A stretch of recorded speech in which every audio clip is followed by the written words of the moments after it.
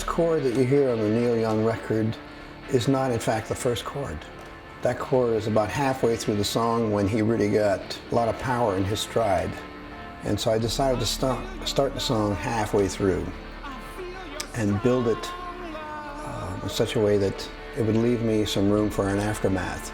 And the song, of course, is Walk With Me. When Neil brought that song in, I felt that it had something premonitional about it.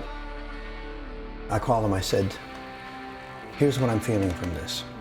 Why did we get into this to begin with as kids? We got into this because we loved what somebody else did. We were driven by rock and roll. Because rock and roll promised a message that maybe we weren't getting in our own houses. So we got a glimpse of what was happening out there in the world, what was resonating and reverberating. And that's why we got into rock and roll, because we felt that if we couldn't sink a basketball, then we could pick up a guitar. What's the message, Neil? Well, walk with me because I can't make it alone. I feel your love, I feel your unconditional love, and I want you with me.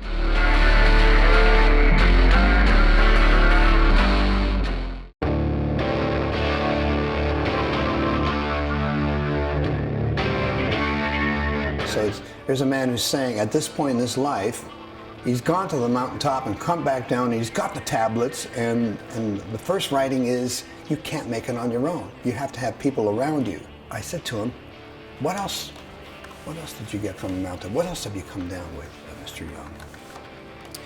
Well, I came down with this new message, which is, I saw a sign of love. After all this, after all we've been through as a humanity, and the last 50 years of rock and roll, what's still intact is I saw a sign of love. And it's this thing that I'm coming down from the mountain with. And as simple as it may seem, I think we need to embrace a sign of love.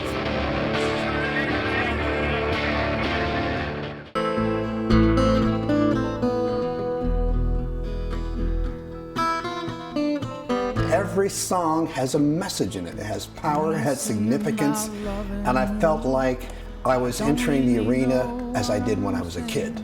I thought, this is the man I want to be working with right now. We have Love and War, which is a beautiful song that's not judgmental about love and war. It just talks about how it exists and what drives people to love and war.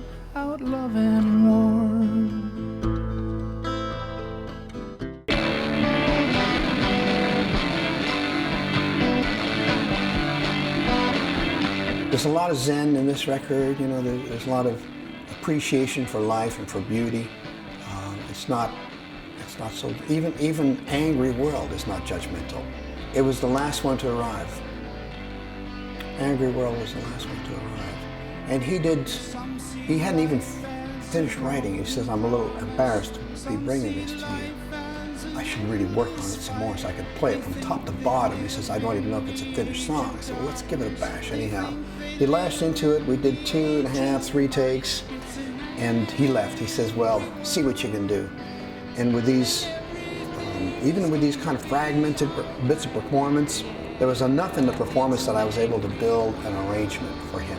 I played that Angry World for one of the kids that works for me, and he's pretty much a hardcore metal guy, but doesn't have a big ass riff. He won't even listen to it. And I blew his mind in my I have a nice Mercedes car, and I never drive it. We keep it in the driveway as a playback sound system. I put him in the Mercedes, and I played him Angry World. Thumbs up. He says, that's it. He says, that's a bad dog land. Well, finally, you've done something good.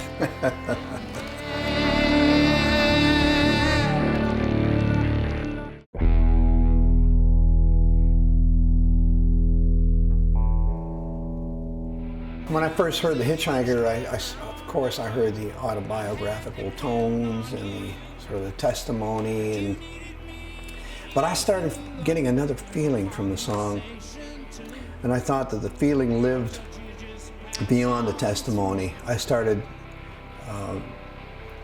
hearing myself in the story, and it just seemed that it had another layer of communication built in it, as great songs do.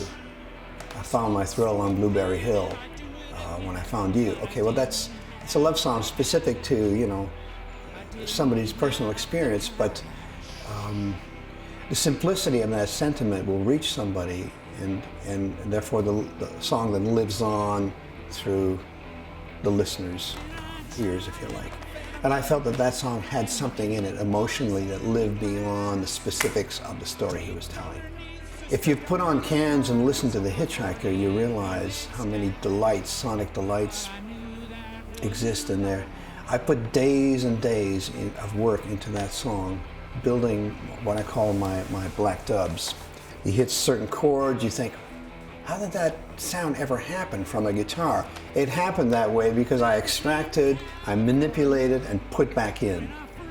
I did not overdub. I didn't put a piano on, or another guitar, or add a bass, or anything like that. No, I took what was already there. You can think of it like a dressmaker makes the most beautiful dress, and then takes the motif of the material, blows it up, cuts out a pocket, and sticks it back on the dress. It's going to look like a different thing, but it's cut from the same cloth. It's derived from the source itself. It's not an addition, it's an expansion. That's what you're hearing on this record.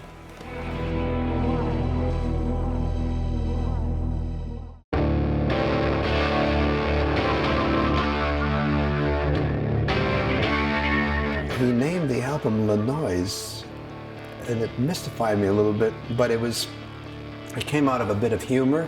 We did a lot of messaging, texting back and forth, like suggestions about what to do with mixes and edits and this and that and the other thing.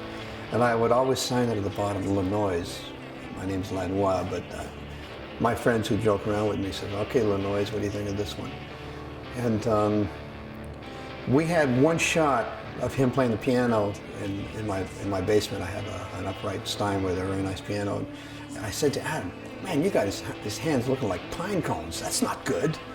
And so I called Neil later in the day. I said, Neil, I'm really sorry that the filming downstairs didn't work out so well. He says, we got your hands looking like pine cones. He says, that's great. He says, I've been looking for a name, Pinecone Young, this is it. So our communications are always like Pinecone and Lanois. And I don't know what he was thinking. He just decided that whatever was happening in this house was kind of a living and breathing organism, a sonic organism, and he called it Lanois.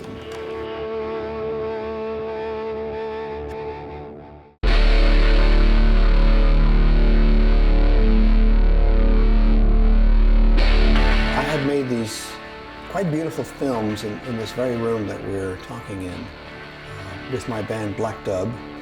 We made these films and we were driven by a very simple philosophy. One camera, and you shoot as if looking through the eyes of one individual. And I think somebody in an audience feels that. They feel that they're not being taken through the production room, cross-cutting through a bunch of cameras. They really feel that there's a sense of urgency, that somebody's taking a risk. And that's it, that's the very moment. The unfolding moment of the music is captured by the lens, by one individual. They'll call me in Las Vegas. I was there working with the singer from The Killers, Brandon Flowers. And he said that he would like to ask for my help to record 10 acoustic songs and to film him in the same way that he saw in the Black Dub films. And I told him I would do that. And so we set up 3 projectors on the front table here. The entrance of the house is quite magnificent. And so we had the projectors projecting the same film up onto the ceiling of the front porch. And we asked Neil to stand in the foreground of that. So he's somewhat static. He's not psychedelic in any way, but everything that's going on behind them is absolutely psychedelic. And then we have a bouquet of yellow roses that are also static. So the yellow roses and him delivering this testimonial with the madness of these projections going on behind him. It's a very, very sort of cheap trick, but I think it's quite powerful. I put a lot of work into our preparations for the lens and for the recording. I think he was just so taken by the amount of commitment that had been poured into the preparation that he decided he didn't want to move. So let's finish the whole project in this house.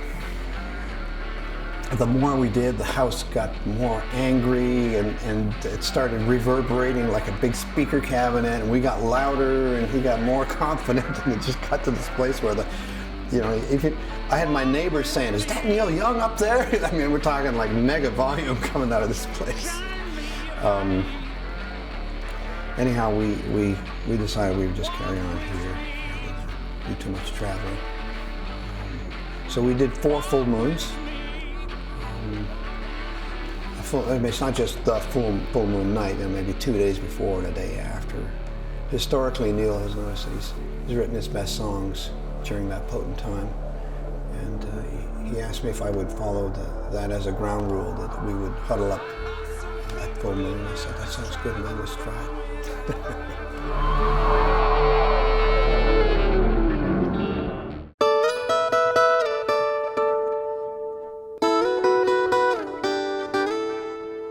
I felt that there was something in him that had not come out yet in this stage of his life. And some of the songs that he came in with were good, but I didn't think they represented the thing that I felt existed in him right now. And so I gently pushed them to the side and tried to encourage him to come up with new expressions, because I knew that if he put his mind to it, they would be representative of what he's going through at this point in his life. And it's not really any of my business to know the specifics of it, you know. I know him some, I've been to his ranch, and I know how and so I understand that he's a spirit man and is always on the lookout for the right song. But I was not about to accept a good song if it was not representative of what he was going through emotionally right now. And these are things you can't talk about. They live beyond technique, you know, the emotional impact of works. And this is where it gets very abstract, because you could put Neil Young in a great room with some other great people, and they wouldn't do the thing that we did. They'd do something else. And I think that's where it gets pretty interesting regarding matchmaking, and people work together and just certain results come about. Well, let's put it this way. I wanted to make sure that we just gave him the best that we could. And I knew that he would flourish if he felt that the kind of commitment, the kind of Canadian commitment around him that we provided.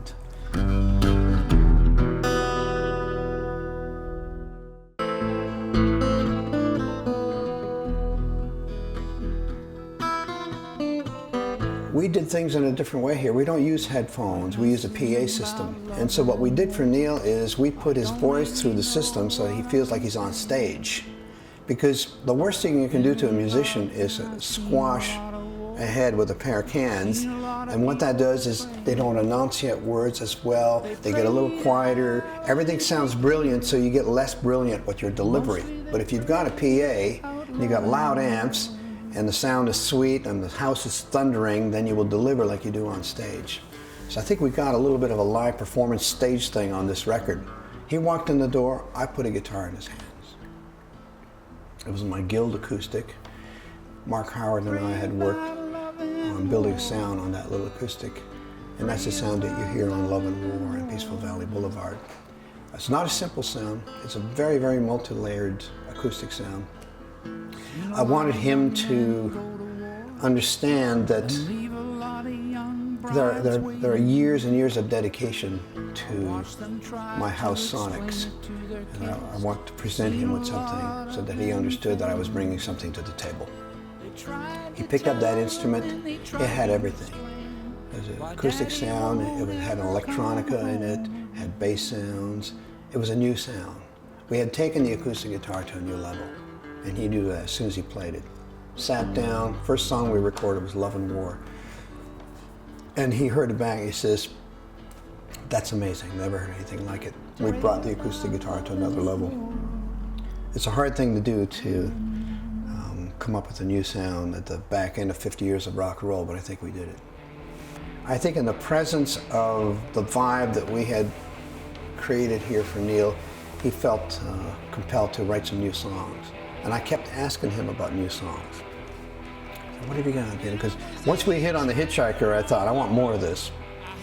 I said, do you have any more electric songs? And he talked about the White Falcon. White Falcon is his Gretsch guitar. It's a beauty, and he's had it since he was a kid. It has a very interesting feature. The pickup has two outputs. The bottom three strings come out of one jack, and the top three strings come out of the other, which allows you then to plug into two guitar amplifiers. That was the secret weapon right there. I was able to then go to just the bass part of the signal coming out of one amp and modify the sound of that separate from the tops. That's where it started. Technically, anyhow, that's how it started. And we just got deeper and deeper into it, and he's a great artist and a great writer, and he responds to what's going on around him. And I think he felt that having reached this new level of sonics and being in the presence of this kind of dedication, that he would write some new songs.